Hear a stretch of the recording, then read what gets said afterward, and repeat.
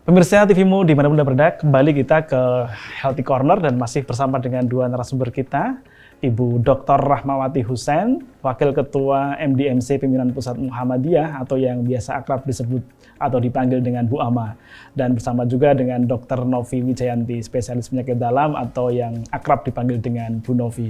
Baik, kita kembali ke beliau berdua.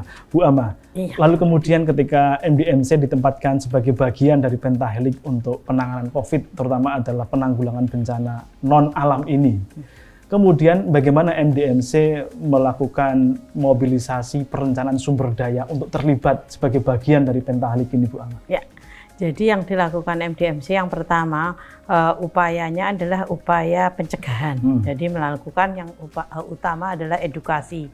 Bagaimana relawan-relawan MDMC ini diminta untuk menyebarluaskan, memobilisasi informasi mengenai apa itu COVID, bagaimana mencegah supaya orang tidak kena virus COVID, kemudian juga upaya-upaya apa yang harus dilakukan kalau jika dirinya terkena misalnya menjadi ODP atau PDP. Jadi mereka tahu dulu apa itu COVID, itu paling penting.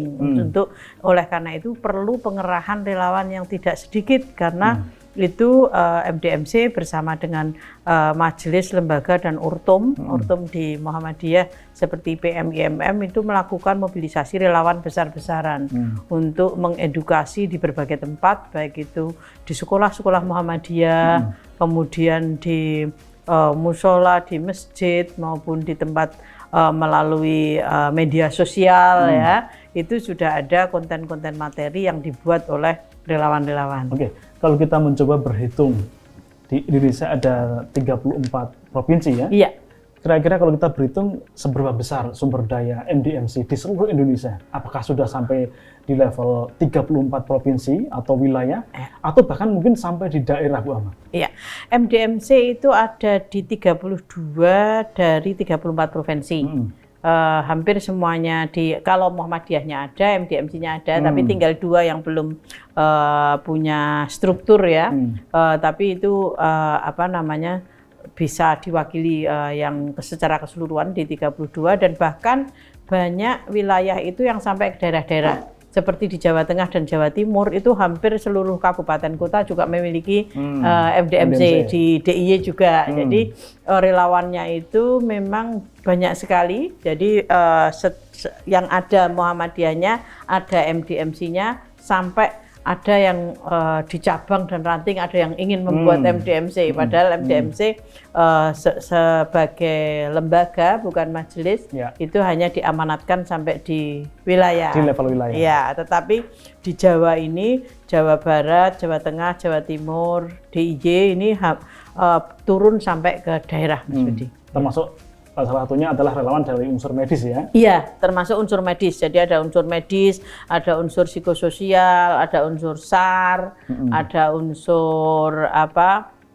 pendidikan dan lain-lain, itu macam-macam. Ya.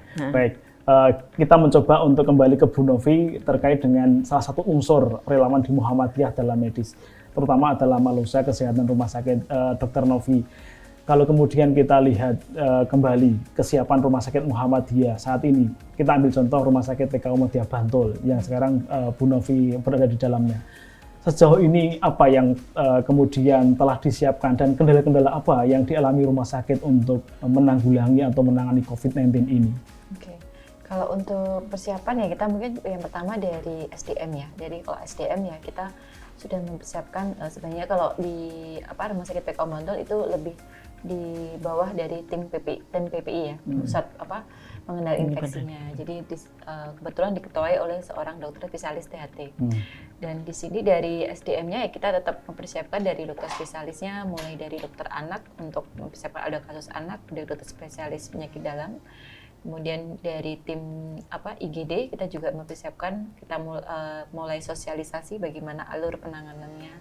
Kemudian dari radiografer ya, jadi kita siapkan dari SDM-nya, kemudian sampai bagaimana cara dekontaminasi dari para mulai dari dokter, perawat sampai ke radiografer. Itu jadi melibatkan dari sanitasi ya. Nah, Kemudian kalau dari segi sarana prasarana ya mulai dari APD ya, terutama yang menjadi yang sangat penting di sini adalah APD, karena kan gimana di beberapa rumah sakit selalu kesulitan mendapatkan APD yang memang benar-benar protektifnya sangat bagus, karena kan masing-masing rumah sakit pasti APD-nya itu pasti bahannya beda-beda mereknya, jadi kan mungkin terkendala di situ ya. Apakah memang kita yakin APD kita memang sesuai standar dalam arti ya? 100% protektif. Jadi kadang-kadang kalau udah beda bahan, beda merek ya, jadi mungkin itu yang menjadi kendala buat kami di rumah sakit, karena memang dari tim logistiknya juga sangat terkendala untuk mencari APD yang sesuai, bahkan bisa datang cepat itu udah bersyukur sekali. Mulai dari yang paling sederhana masker ya, bahkan hand sanitizer aja kita juga masih kesulitan. Tapi tetap kita berusaha memberikan yang terbaik ya, mudah-mudahan kalau kita niatnya baik ya Bu ya. Jadi mungkin dipermudah. Dan kita juga di rumah sakit juga selain kita dari segi tim medisnya, kita kan juga dari edukasi ke pasien atau pengunjung rumah sakit. Saat ini kan rumah sakit KU sama dengan banyak rumah sakit juga sudah menerapkan bagaimana kita zero visitor, jadi tidak ada pengunjung, maksudnya yang menengok, jadi hanya pengunjung yang membesuk ya, jadi hanya murni bahwa memang pengunjung itu hanya untuk berobat, tidak untuk menengok yang sedang sakit. Nah, kita sudah mulai mengembangkan dan kita juga mengatur bagaimana tempat duduk antrian pasien-pasien di poli untuk diberikan jarak paling sedikit 1 meter, kita sudah mulai dari situ juga. Oke, nah kalau kita hitung kemudian dengan kehadiran pasien, dan kemudian trennya, kira-kira apa yang menjadi kendala di rumah sakit sendiri kalau kemudian kita kontekan secara general bahwa penyebaran COVID yang semakin masif, kemudian ini menjadi bagian awal, kira-kira apa yang menjadi kendala di rumah sakit sendiri yang bisa jadi ini juga dialami rumah sakit yang lain selain SDM tentunya? Ya kalau nanti kan kendalanya mungkin ketika ada pasien, kita mungkin salah satunya ada ruang isolasi ya, apakah memang ruang isolasi mulai dari kita menerima di IGD sampai kita memutuskan pasien ini harus dirawat atau kita pulangkan dengan pemantauan gitu.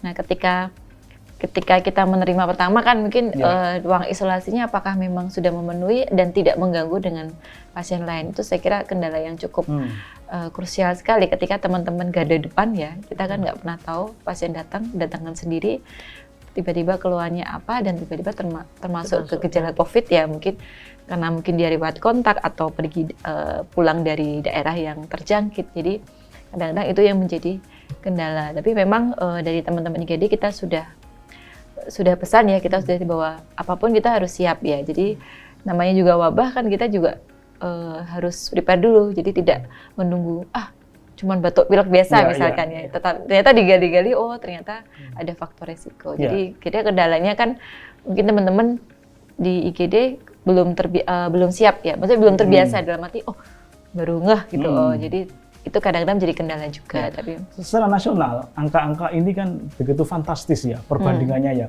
Dilihat kalau kemudian dari 300 sekian, kemudian 25 meninggal, sehingga kalau kita hitung mungkin perbandingannya sekitar bisa berapa persen tuh, Mbak? Hampir 7, hampir 8, 9%. 9% ya. Tinggi ya. Persen tinggi sekali. Kira-kira kalau kemudian kita lihat secara internal di Rumah Sakit Muhammadiyah sendiri, kalau kemudian ini nanti angka ini akan naik, bagaimana dengan ruang isolasi Rumah Sakit Muhammadiyah sendiri? Terkhusus misalnya Rumah Sakit TKU Muhammadiyah Bantul misalnya. Ya, karena kita sudah mempersiapkan diri ya, bahkan Dinkes di Bantul sudah menunjuk Rumah Sakit PKU Bantul untuk menjadi rumah sakit rujukan tambahan ya. Jadi kemarin dari manajemen juga akan mempertimbangkan kita akan membentuk ruang isolasi yang baru selain yang sudah ada. Saat ini ada berapa ruang isolasi? Saat ini yang sudah disiapkan ada 3. Ada 3. Jadi kalau memang nanti membutuhkan karena ada penambahan kasus ya. Jadi memang kita akan mengosongkan bangsal khusus ya, memang yang menjadi pilihan pasti bangsal VIP ya, karena yang dicari kan adalah bangsal yang untuk pasien sendiri, tidak untuk satu bangsal beramai-ramai kan tidak mungkin. Jadi memang pilihannya biasanya adalah bangsal VIP yang nanti kita akan kita bentuk atau kita setting menjadi suatu ruang isolasi. Ada berapa yang kemungkinan menjadi search capacity rumah sakit, ya, sehingga kemudian tempat-tempat itu menjadi tambahan dari ruang isolasi?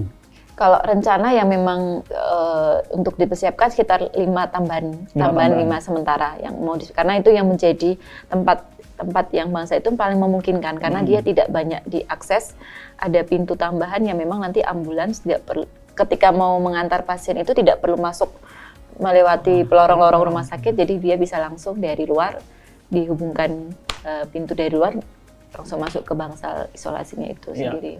Oke, menarik ini. Ketika kemudian ternyata bahwa perlu ada surge capacity, dan saya kira masing-masing rumah sakit juga pasti punya beda-beda ini kapasitasnya tentang penambahan dan sebagainya.